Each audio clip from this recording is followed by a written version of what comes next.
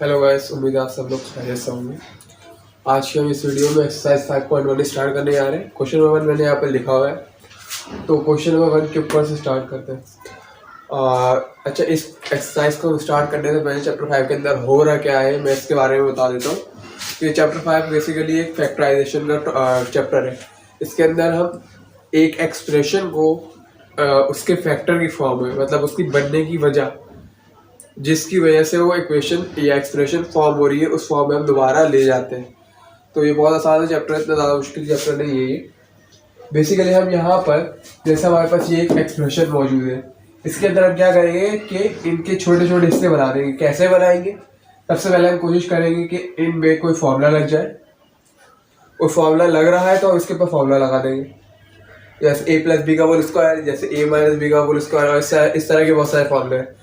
अगर कोई फॉर्मूला नहीं लग रहा है तो इसकी जगह पर हम ये करेंगे कि यहाँ से कॉमन लेने की कोशिश करेंगे हम। जैसे 3d की पावर 2n है, 6t की पावर 2n माइनस 3 है, 9t की पावर 2n माइनस 5 है। तो इन तीनों टर्म्स के अंदर से हम कॉमन लेने की कुछ ना कुछ कोशिश करेंगे, जैसे भी हम कॉमन निकाल सकें कि हम इसको मल्टीप्लाई के फॉर्म में लिख सकें और इसको आगे फिर आगे सिंप्लीफाई करने के लिए कॉमन ले सकें दोबारा। तो मैं इस क्वेश्चन को करवाता हूँ। तो सबसे पहले इन दोनों टर्म्स को ब्रेक कर दूंगा। 3d की पावर 6t की power 2n multiply by t की पावर माइनस 3 में कैसे करेंगे आप ये देखते हैं। तो पहली टर्म तो मैं वैसे ही छोड़ रहा हूँ, 3t की पावर 2n, देन माइनस का हमारे पास एक रूल होता है कि अगर दो वेरिएबल आपके पास मल्टीप्लाई में हो, जैसे x हो गया और मल्टीप्लाई में एक और x, तो इन दोनों की बेस सेम होने की वजह से इनकी पावर्स क्या हो जाती हैं, ऐड हो जाती हैं। तो इसी तरह अगर हम एक्स स्क्वायर को तोड़ना चाहें तो हम लिख सकते हैं एक्स की पावर 1 मल्टीप्लाई बाय एक्स की पावर 1। तो मैं इसी कॉन्सेप्ट को दोबारा यूज करते हुए इन दोनों टर्म्स को ब्रेक कर दूंगा। तो ये कुछ हो जाएगा 3t की power 2n multiply by 2t की पावर माइनस 3। मैं सेकेंड टर्म के ऊपर आता हूं मैं, 3t की power 2n multiply by 3t की पावर माइनस का 5। मैंने यहाँ पर दो टर्म्स को ब्रेक कर दिया है। अब आगे चलते हैं, इसको और फैक्टराइज करते हैं। मैं इसको मिटा देता हूँ यहाँ से। तो अगर मैं इसको फैक्टराइज करूं, सॉरी कॉमन लेने की कोशिश करूं, तो इसके अंदर 3 टर्म बच चुकी है, एक ये टर्म, दूसरी ये और एक तीसरी टर्म। अब तीनों टर्म्स के अंदर हम देखें तो हमारे पास कॉमन आता है 3d की पावर 2n। तो मैं यहाँ से 3d की पावर 2n को कॉमन बाहर निकाल लेता हूँ। तो पहली टर्म से मेरे पास सिर्फ और सिर्फ 3d की पावर 2n थी, तो ये मल्टीप्लाई में बाहर आया है, तो अंदर खाली बचेगा 1, ताकि जब हम इसको मल्टीप्लाई करवाएं दोबारा से 3d की पावर 2n को 1 से, तो यही चीज दोबारा वापस आ जाए। इस तरह में ब्रेक कर रहा है, इसको कॉमन ले रहा है। देन सेकंड टर्म के अंदर हमारे पास बच जाएगा माइनस का साइन आएगा सबसे पहले, देन 3t की पावर 2n बाहर आ गया है, इसके साथ मल्टीप्लाई बचा है 2t की पावर माइनस 3, तो ये हो जाएगा 2t की पावर माइनस 3। देन लास्ट वाले टर्म के ऊपर आते हैं, 3t की पावर 2n हमने निकाल लिया, देन ये प्लस का साइन आएगा, 3t की पावर माइनस 5 ऐसे ही रहेगा। तो हमने यहाँ से 3t की पावर 2n को कॉमन ले लिया। अगर आपने कॉमन सही लिया है तो मल्टीप्लाई करवाने के बाद 3t की पावर 2n को दोबारा अगर तीनों टर्म से मल्टीप्लाई करवाएं तो ये एक्सप्रेशन आपके पास दोबारा फॉर्म होनी चाहिए। अगर ये एक्सप्रेशन फॉर्म नहीं हो रही तो इसका मतलब आपने कॉमन सही नहीं लिया है। देन आगे मूव करते हैं, 3t की पावर 2n, देन इसकी पावर माइनस 3 है, t की पावर माइनस 3 है, तो इसका मतलब हमें पावर नीचे लेके जानी है, पावर वाली टर्म पूरी नीचे लेके जानी है।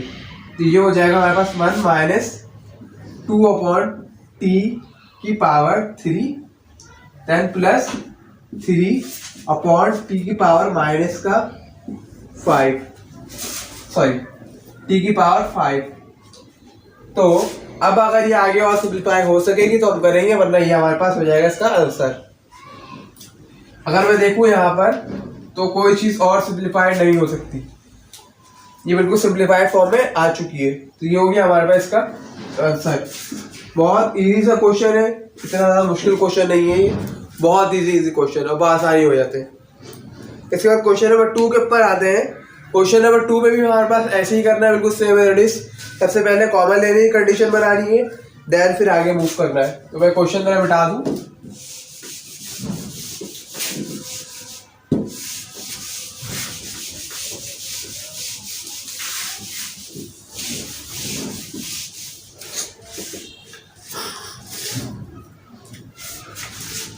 तो यहाँ पर भी हमें बेसिकली यही करना है कि फॉर्मूला लेना सबसे पहले, क्योंकि यहाँ पर कोई फॉर्मूला नहीं लग रहा है।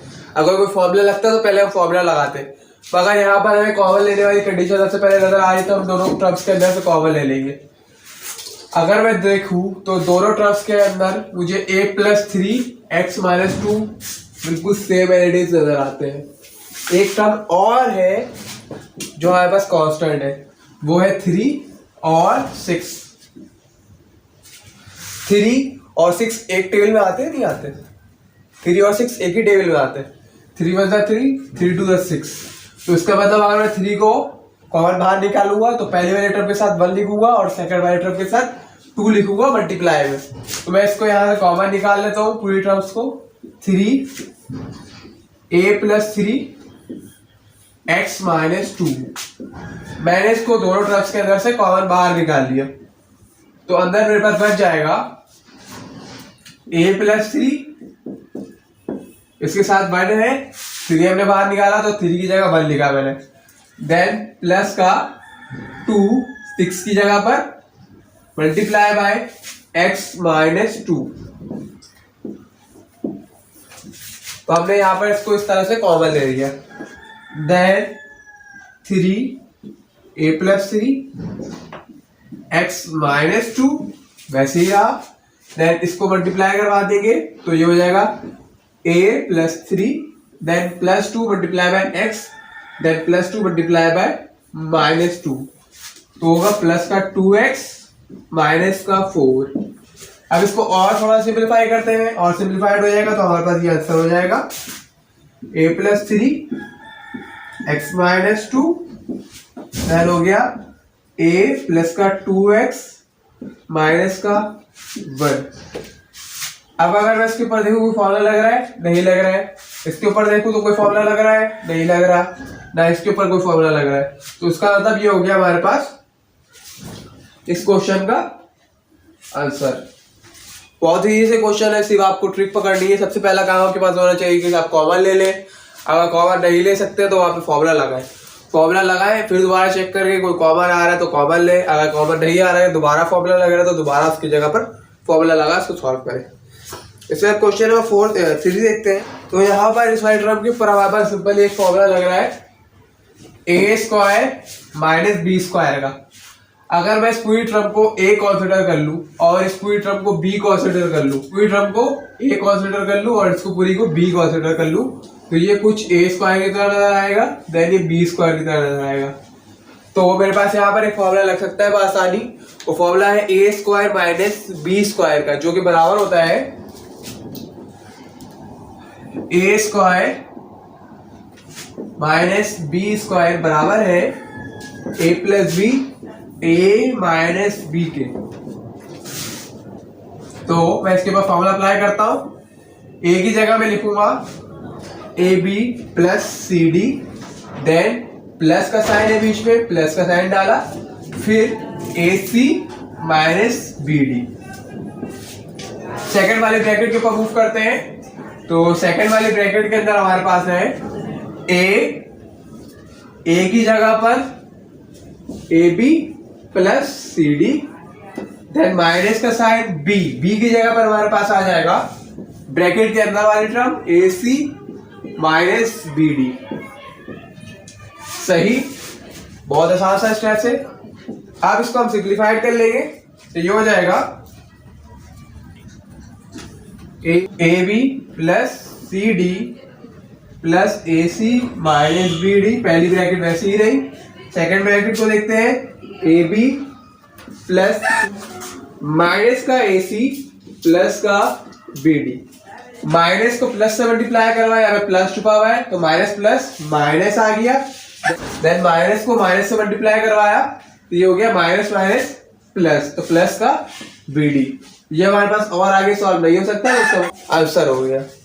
जब और आगे सॉल्व नहीं हो सकता तो इसका मतलब हमारे पास ये आंसर हो गया। क्वेश्चन नंबर 4 की तरफ मूव करते हैं। इसके बाद क्वेश्चन नंबर 4 हमारे पास है, तो इस क्वेश्चन पे भी हमें ये कोशिश करनी है पहले हम कॉमन ले लें।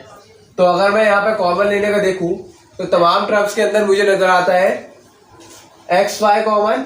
सबसे पहले हम एक्स वाई को कॉमन बाहर निकाल सकते हैं। एक्स की पावर जो सबसे छोटी है यहाँ पर 1 और सबसे छोटी पावर इन तमाम टर्म्स के अंदर y की है वो है 1। एक्स वाई को यहाँ से कॉमन बाहर निकाल सकते हैं। तो अगर हम यहाँ से एक्स वाई को कॉमन ले ले बाहर तो मेरे पास अंदर बच जाएगा 2xy प्लस 2x का cube minus 3x square y, then minus का 3y की पावर 3। तो अब हम यहां से इसको कॉमन लेंगे। तो कॉमन अगर हम लें तो दोबारा कॉमन आ जाएगा इन दोनों टर्म्स के अंदर से 2 और x, दोनों टर्म्स के अंदर से। और जो अगली दो टर्म्स है इनके अंदर से कॉमन आ जाएगा 3y, क्योंकि y और 3 दोनों टर्म्स के अंदर लास्ट में मौजूद है। तो इसके अंदर से हम दोबारा कॉमन ले लेंगे। x y वैसे ही रहा, देन 2 बाहर आ गया तो ये हो जाएगा 2 और x भी बाहर दोनों टर्म से। तो पहले टर्म से मेरे पास बच जाएगा y स्क्वायर, क्योंकि हमारे पास 2 कितना था पहले टर्म में 1 था, सही है। तो 1 था वो भी हमने बाहर निकाल लिया मल्टीप्लाई की फॉर्म में, तो अंदर सिर्फ और सिर्फ 1 बच गया। देन अगर हम सेकेंड टर्म के ऊपर देखें, अगली टर्म के ऊपर, तो ये y स्क्वायर है, और सॉरी अगले टर्म के ऊपर देखें तो ये अंदर 2x का क्यूब है। तो एक x हमने बाहर निकाला और एक 2 बाहर निकाल लिया। तो 2 तो यहाँ पे नहीं आएगा, मगर x यहाँ पर 3 था, एक हमने बाहर निकाल लिया। तो यहाँ पर हमारे पास बच जाएगा x का स्क्वायर। देन हम अगर आगे चले तो आगे हमारे पास जब चलेंगे तो सेकेंड टर्म से हमारे पास कॉमन आएगा 3y, अंदर बच जाएगा x स्क्वायर माइनस का y स्क्वायर, क्योंकि 3 एक था और y स्क्वायर y क्यूब भी 1 था। तो हमने वहां से क्यूब में से एक y को निकाल लिया, तो हमारे पास सिर्फ और सिर्फ 2y स्क्वायर बच गया। तो अब हम इसको और सिंप्लीफाइड कर लेंगे, तो ये हो जाएगा x y, ये कॉमन आ जाएगा। और अगर हम यहाँ से सॉरी यहाँ प्लस का एक बचेगा, यहाँ पे देखें तो हमें दोबारा यहाँ पर एक और कॉमन नजर आता है y square plus x square.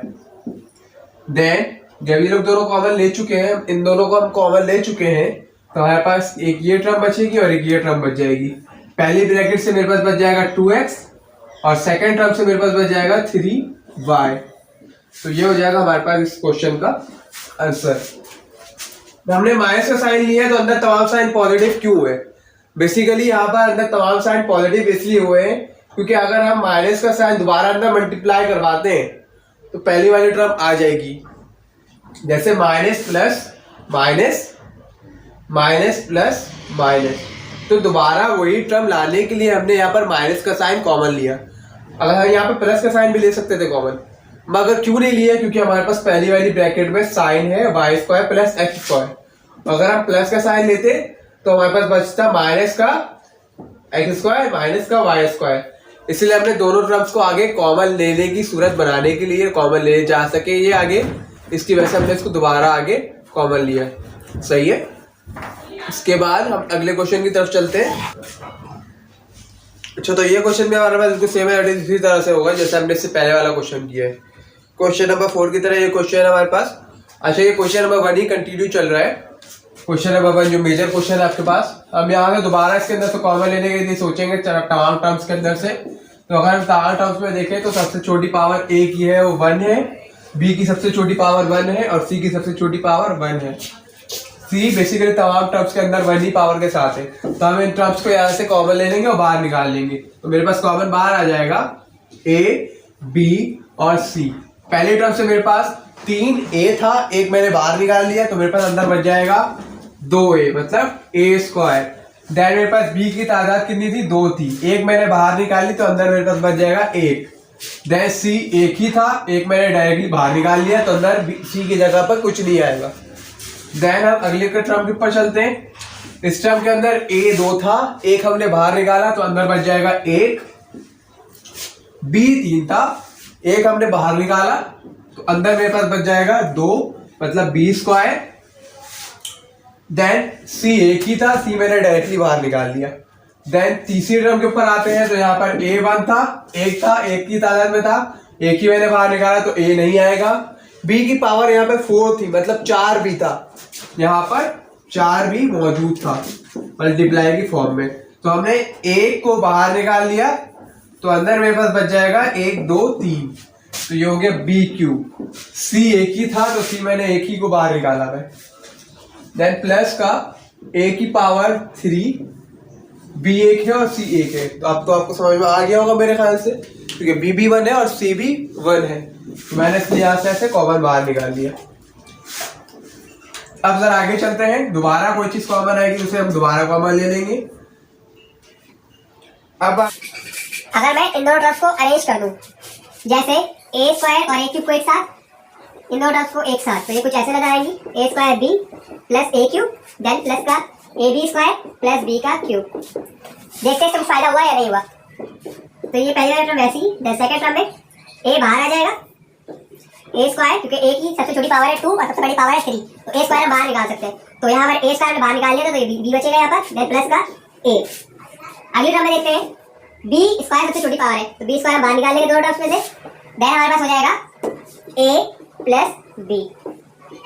अब हम देखेंगे कि तो कोई चीज दोबारा आ रही है कॉमन, तो हम उसको भी बाहर निकाल लेंगे। abc वैसी रहा। सेकंड ब्रैकेट में अगर मैं देखूं, तो मेरे पास है ये एक टर्म और ये एक टर्म, इसको हम आगे पीछे करके लिख सकते हैं, क्योंकि ये प्लस की फॉर्म में, a पहले लिख दे प्लस, फिर प्लस का b बाद में, तो इससे कोई फर्क नहीं पड़ेगा। तो अगर मैं देखूं a प्लस बी और a प्लस बी दोनों के अंदर से कॉमन है, तो मैं इन दोनों ब्रैकेट्स, इन दोनों टर्म्स के अंदर से a प्लस बी को बाहर निकालूंगा, तो a प्लस बी मैंने बाहर निकाल लिया। पहली टर्म से मेरे पास मल्टीप्लाई में बच गया a स्क्वायर, और सेकंड टर्म से मेरे पास बच गया मल्टीप्लाई में प्लस का b स्क्वायर। तो ये हमारे पास हो गया इसका आंसर, क्योंकि फैक्टराइज हो गए, इनकी वजह से ये एक्सप्रेशन वजूद में आई थी, इसकी वजह से ये एक्सप्रेशन बन रही थी, तो हमने ये वजह इसकी फाइंड आउट करके बता दी कि ये इसका फैक्टर है। इसके बाद हमारे पास लास्ट क्वेश्चन है, क्वेश्चन नंबर 1 का। हमारे पास लास्ट क्वेश्चन है, क्वेश्चन नंबर 6, बहुत ज्यादा सिंपल क्वेश्चन है, तमाम क्वेश्चन से आसान क्वेश्चन है। तो हम सबसे पहले इस तमाम टर्म्स के अंदर से p को, इस वाले टर्म को कॉमन ले लेंगे तीनों टर्म्स के अंदर से, तो मेरे पास बच जाएगा पी क्यू प्लस आर, तो अंदर मेरे पास बच जाएगा पहले टर्म से al, सेकेंड टर्म से प्लस का bm, और लास्ट टर्म से मेरे पास बच जाएगा cl। तो ये हो जाएगा हमारे पास क्वेश्चन का आंसर। अगर आपको वीडियो समझ में आए तो आप जरूर लाइक करिएगा, सब्सक्राइब करिएगा मेरे चैनल को। ये क्योंकि एक नया चैनल है, तो इसको ज़्यादा सपोर्ट चाहिए होगी आपकी, तो बराबर लाइक और सब्सक्राइब जरूर करिएगा, इसको शेयर करिएगा।